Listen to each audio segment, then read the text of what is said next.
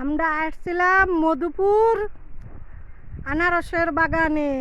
মধুপুর টাঙ্গাইল আনারস বাগানে আসছিলাম আমার বাগনির বাড়িতে। এখন চলে যাব আবার বাড়িতে, চলে যাব বিদেশে।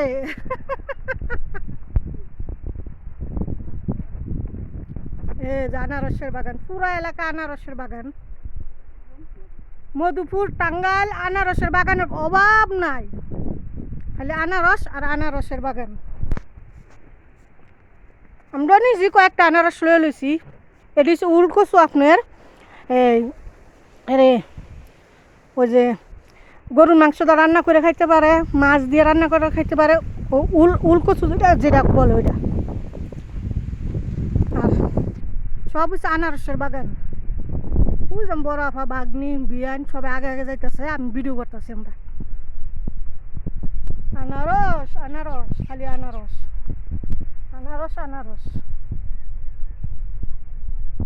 এটা মধুপুর টাঙ্গাইল। পাহাড়ে পাহাড়, পাহাড় কয়টার পাহাড় কয়। কত বড় বড় আনারস ধরে রয়েছে, অনেক সুন্দর সুন্দর আনারস। বাগনি গেছিল, নিছিল 4-5টা, আবার আমরা যাইতেছি দিয়ে দিছে 4-5টা। অনেক মিষ্টি, টক মিষ্টি মিলাই। এই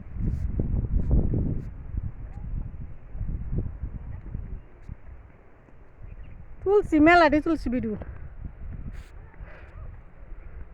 বিয়ার লোক তার দেখা হইল না, কালামে কুস্তু হতা হয় বিয়াই।